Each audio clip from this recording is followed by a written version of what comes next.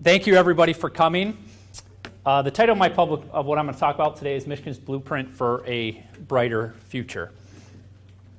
So, about 4.5 years ago, some of you might remember seeing this on the news or have been around. I live in Midland, Michigan. That's where Mackinac Center's headquarters is, so we do have the Lansing office. So about 4.5 years ago, during the height of kind of the COVID pandemic, Midland experienced a flood. We had a dam in the town next to us burst that flooded out about 8,000 homes or so in Midland. And I enjoy fishing, so I have a couple of small fishing boats.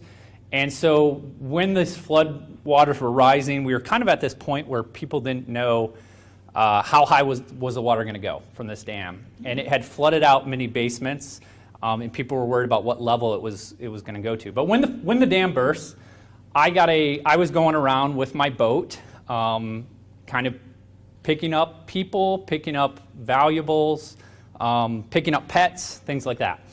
So one of my friends calls me. Him and his wife are out of town on vacation, and he gets a hold of me and he said, "Hey, I saw that you had your boat. I was wondering, could you get to our house? Here's where the key is. I'm worried about something very valuable to me. In my basement are my guns. So I have my guns in my gun case down there. I'm worried about them getting water in them. Could you go there and maybe move them up to the top floor so they don't get wet?" So I said, "Yep, sure." Give me the information, and I headed over to his house. And then I found out, he called me back a little bit later, and he told his wife, "Hey, it's okay. We're going to be fine. The home will be fine." And I sent my buddy Jarrett. He's going over to take care of some of the valuables. And then he called me back and he said, "Oh, by the way, my wife is also wondering if you can grab our wedding album, which is right nearby."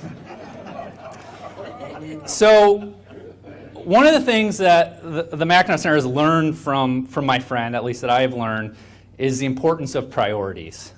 So you can think what you want on his priorities. I know we got some gun lovers in here thinking, yeah, that kind of makes sense. This is our list of priorities. There's so many policy issues. I'm sure you're all seeing all the ads. You might have heard we're a swing state. I think we have an election next week. But you got to focus on priorities as a policy institution. And our job is to focus on these most important public policies and also for the longer term ones. So most of what I'm going to talk about are not things that are going to get turned around in a short amount of time. They are what we think are the biggest issues that we have to get right, with a particular focus on ones where Michigan is out of whack with the rest of the country, and particularly our surrounding states. So you've probably seen that the other year the governor, she established a population commission.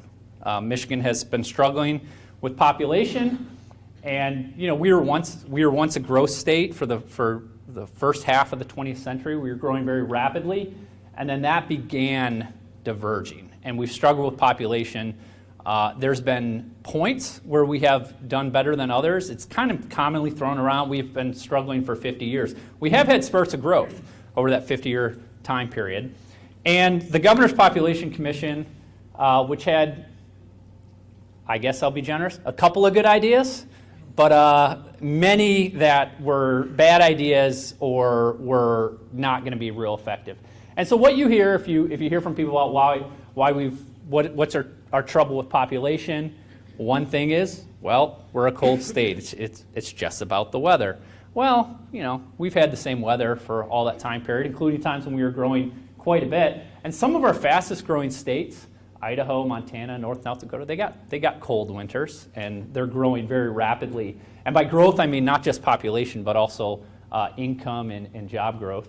And then, of course, it's hard to explain weather being a massive reason for changes when, California, about the most temperate, beautiful state, is shedding people to the desert states of Arizona and Nevada.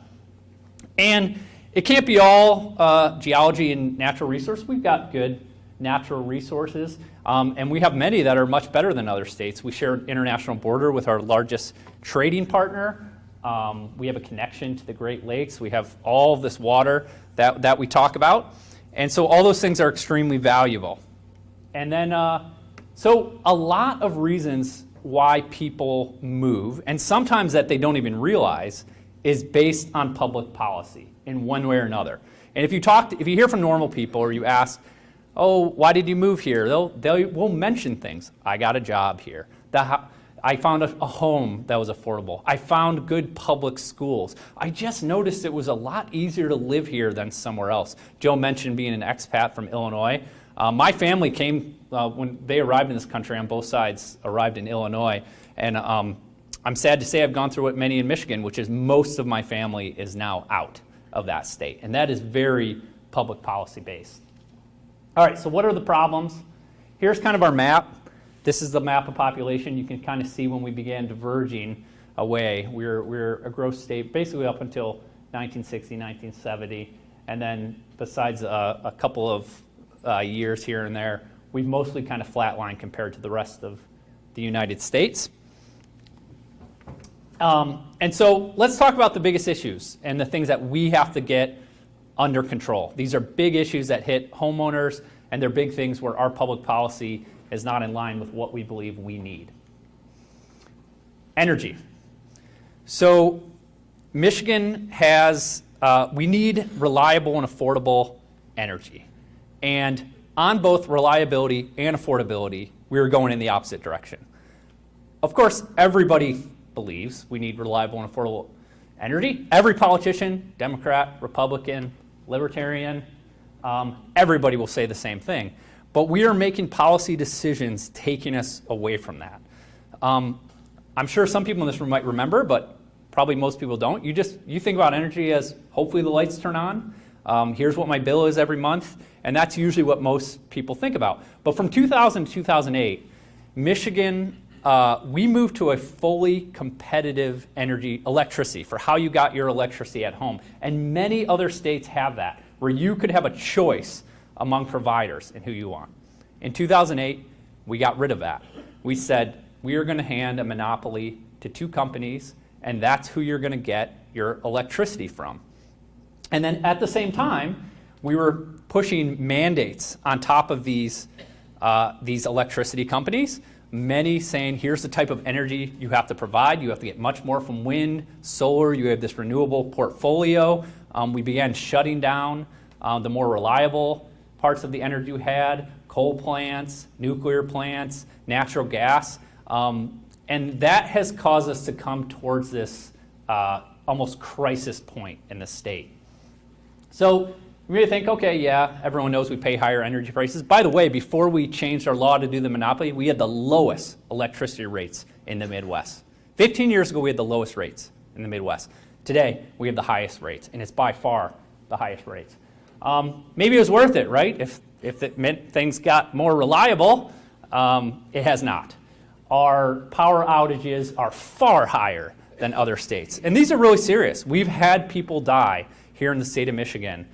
If your electricity goes out and you can't get reliable energy, both from freezing and then also from if you have to run a generator, we've had carbon monoxide poisoning and things like that. So our recommendation is we go back to a fully open, competitive electricity system. You can choose your provider, let them compete over people, and the state needs to stop this rushed closure of reliable forces and sources of energy. We need to do a full accounting of what the true costs of are. Because you will hear people say, well, I was talking to a friend on the left the other day who said, well, don't you know? I mean, solar and wind are more affordable. That's a more affordable source of energy. And if a lawmaker is telling you something's more affordable, oh, and by the way, we have to mandate it, you should be suspicious. You should be suspicious of something. And so we need to get back to a competitive system and open sources of being neutral technologically on where those sources of energy are coming from. We spent a lot in the introduction talking about education and educational opportunities. So during the COVID pandemic, we heard and saw in the news about school districts in the state locking students out of buildings and trying to go to an online type educational system. I have 4 kids. 2 of them were in school at the time. And that really showed a lot of parents that there are a lot of union officials and public officials that prioritize other things in the school system besides educating children. But in one sense, we've had a 50-year lockout of kids in school, and that is not allowing low-income kids the opportunity to go to private school choices. JC talked about our great charter school network here in Michigan, but charter schools still face many, many obstacles that other schools do not, in terms of limits on where they can raise their money, in terms of the state actively trying to discriminate against them and what kind of operators do what, trying to add extra regulations on top of them.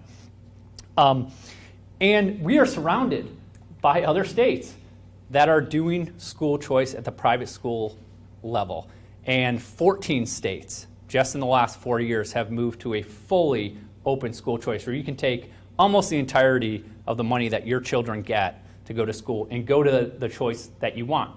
Public school, charter school, private school, funding for tutoring, funding for homeschooling, that type of thing. And of course, we touch Wisconsin, Indiana, and Ohio, who are all in the top 10 in terms of public school choice. Michigan's focus in terms of the K-12 education system, there's always talk about change and what we need to do, but we've really kind of focused on one thing, which is more money. If you extend this chart back to 1970, it gets worse. So we are spending so much more money than we used to per student, and yet we are not seeing the results in terms of any way that we can see measurably. Not in test scores, not in things like bullying incidents, not in parental satisfaction with the schools. And so it's another instance of spending more money and we're not getting the better results that we need. Next big blueprint item has to do with taxes. Michigan does have some advantages. We said, somebody else back there said they were from Illinois too. One way that we're ahead of Illinois is on taxes, and people move for taxes. Michigan does have an advantage. We have a flat income tax, unlike most other states. We have constitutional limits on property taxes. I'm sure many of you remember the early 90s and the 80s when property taxes were really getting out of control. That's especially important for people trying to find their first house and for seniors trying to hold on to a house that they've lived in for a long, long time. But we are still higher than many of our neighboring states. And one of the reasons that we are paying higher taxes than we need, not just on the property taxes, is that we are financing one of the most expensive corporate incentive programs in the country. And there's a lot of debate over select incentives and how important and how much money, and what if we spent this amount of money and we get this battery plant that's here for 30 years and employs all these people. And it's understandable. And I've had discussions with people that are aligned with me politically who said, look, this is about cutting taxes on certain groups of people, and isn't that a good thing? The problem is that almost by definition, you're counting on a board in Lansing to determine what are the future technologies and industries that are going to work for Michigan. And they tend not to do a very good job on that. You've entered politics into this discussion. And then from a more practical standpoint is they just don't work. The amount of corporate incentives that we are doing, which is almost a cover-up for all these other problems. You have a bad tax system. Well, a company says, I'd love to open in Michigan. I can't. We have these problems. Well, I know what we'll do. We'll give you a lot of incentives to open here, and we'll cap your energy rates. You've just covered up the problem that everybody else has to deal with. Every other corporation has to pay taxes. Every other household has to pay higher energy rates. And yet, much higher growth states than we are spend much less on trying to selectively subsidize different industries here in the state. This is a chart. The blue columns are the amount of corporate incentives that we're doing, select incentives every year, and then the orange line is the unemployment rate. There's really no, the overall incentives are not, they're not doing nearly enough in order to bring down an unemployment rate. Even if every incentive that we did here in the state of Michigan, it's billions of dollars, and even if every single one of those jobs comes into being, it's a minuscule fraction of the number of jobs that we have here in the state, and it's just not fair. Everybody has to pay higher corporate taxes for a few to get breaks. We could have completely eliminated our corporate income tax for the last 4 years for the amount of incentives that we're saying. So would you rather these 12 companies get these incentives or everybody pay zero? Pretty easy decision from my standpoint. Next issue is housing. This has obviously widely been in the news. Housing costs has been a major strategic advantage of Michigan historically. When we were a fast-growing state, we were a fast-building state. We didn't see these skyrocketing housing prices because developers responded very quickly. And even as we're a stagnating state in terms of population, we still need more housing. Family sizes have gone down, which means even for the same population, we actually need more houses in population. When young people want to move into a state, they need to be able to afford a single-family home, or they need to be able to afford an apartment, preferably one near where they work. And but this housing advantage has been squandered. And one of the reasons, I know we're on the west side of the state, I have been following, I'm happy to be on the west side for this talk because Grand Rapids, Muskegon, some of your cities have really been aware of this issue and have tried to get at this from what we recommend, which is the supply side of the equation. How do we get more building coming up more quickly? And some are doing real analysis. I talked to a lawmaker in West Michigan who they had worked on and been in city or county level and said, I didn't even realize what we were requiring of our developers to build. And they've taken some big shots at trying to take care of that.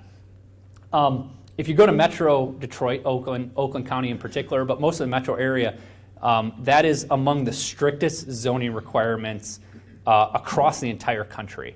So we have And so for the state trying to get at this issue, what they've done is there are some talks at the local level on how do we increase supply. What can we actually do to right-size our regulations? But at the state level, unfortunately, they have not had that conversation. Most of the discussion at the state level has been, let's talk about why don't we give a $20,000 stipend for people to buy their first home? Or why don't we do incentives where somebody will give us a proposal, a nonprofit, a city, a developer, we're going to build 200 apartments and we'll pick up some large part of the cost. There's two main problems with that. One part of it is that we are now spending at the state level, even if every one of those apartments comes into being that we've talked about, that the state of Michigan is subsidizing right now, we will have spent $250,000 per apartment just in tax dollars, just the tax dollar pickup. And second, even if every single one of those that the state has as a plan right now that they're spending, approving over $1 billion for, it's about 1,100 units. 1,100 apartment units or houses across the entire state of Michigan is a blip on the radar. You can't do it. You can't subsidize enough to make a big enough dent in the supply side. We have to get at this part. We need to get at right-sizing licensing rules, speeding up the processing of permits. We got to eliminate licensing requirements. We need reasonable zoning standards. From my standpoint, the state of Michigan or local government should not be trying to micromanage how many parking spots that somebody needs to have in order to build an apartment building, or that somebody needs to say, actually, you can't build a home unless it meets over a minimum amount of home size, 3,000, 4,000 square foot home size, or the lot size needs to be at least this big. Every lot needs to be at least 2 acres or 1 acre to put a home on it. I think we should get out of micromanaging that, allowing the developers and the housing suppliers to get to work, to grow and to build much faster than we are doing right now. You can see our housing permits. I mean, the 90s we were growing, but we weren't growing that much faster than now. We're doing 3 times the number of permits back then that are going on in Michigan now. Labor flexibility, and labor choice. Michigan made some great strides over the past 12, 13 years. Spoiler alert, some of those have gone away. But really, even kind of zooming out a little bit, Michigan is really clinging to this kind of pre-World War II labor model. So membership rates are plunging, but kind of big labor and the traditional unions are really trying to hold on to this coercive model that they survived in. And the rise of the unions in Michigan were rapidly gaining membership originally, not from government forcing or getting involved, but from saying, we have a need here. We have people who want something because they're actually dealing with really tough conditions. There was a real interest in unionizing your workforce. But one of the other reasons for that is we had such a high percentage of workers in just a couple of industries that tended to be unionized. We don't have that world anymore. We now have a ton of different companies in different industries, and trying to unionize them and unionize them the same way doesn't work. The United Auto Workers, they're kind of the culmination of this mindset. They've lost members for decades. To counter losing members, they have expanded into other industries.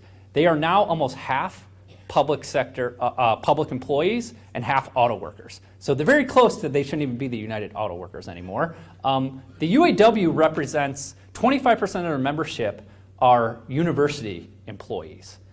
And they're clinging to this factory model where they try to get very stringent contract provisions. They fight technology. They want inefficient contract provisions that micromanage how the companies work. So not even on the salaries and benefits, but just on those things.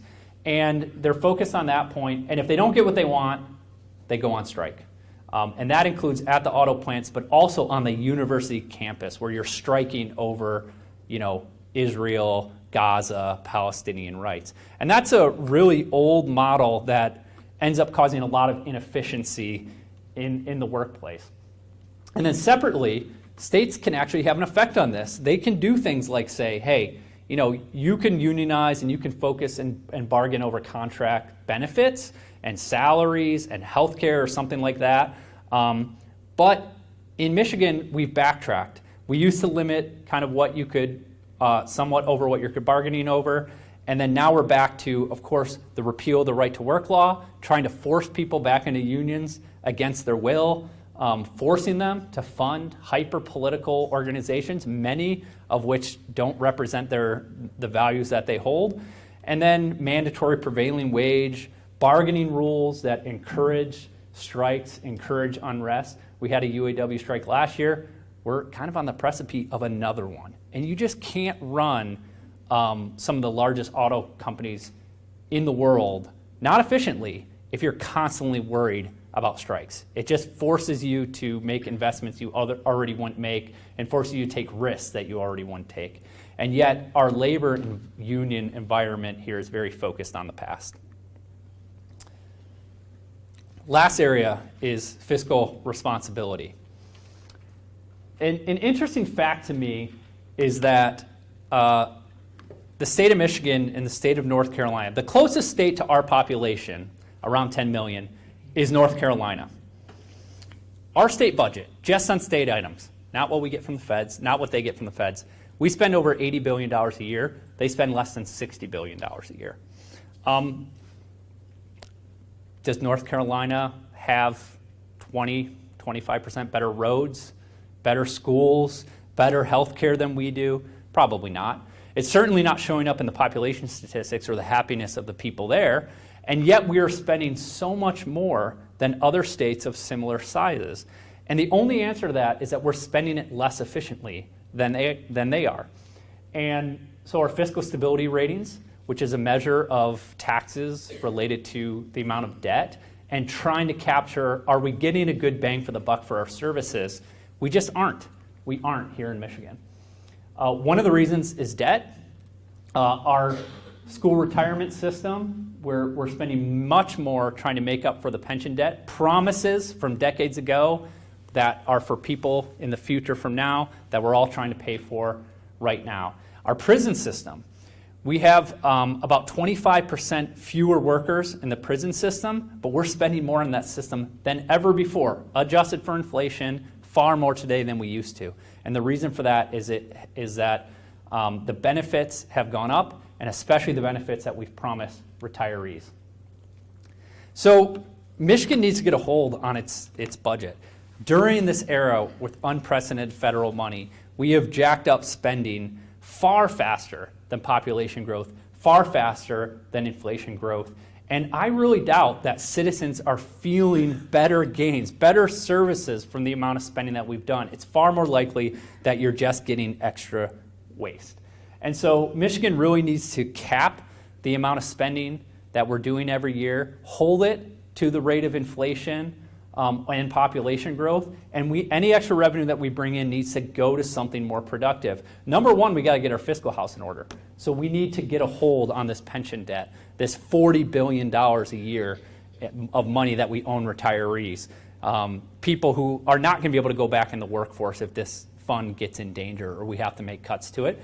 And then the other side is we need to, any of that extra revenue while we hold spending in line needs to go towards doing what the fastest growth states are.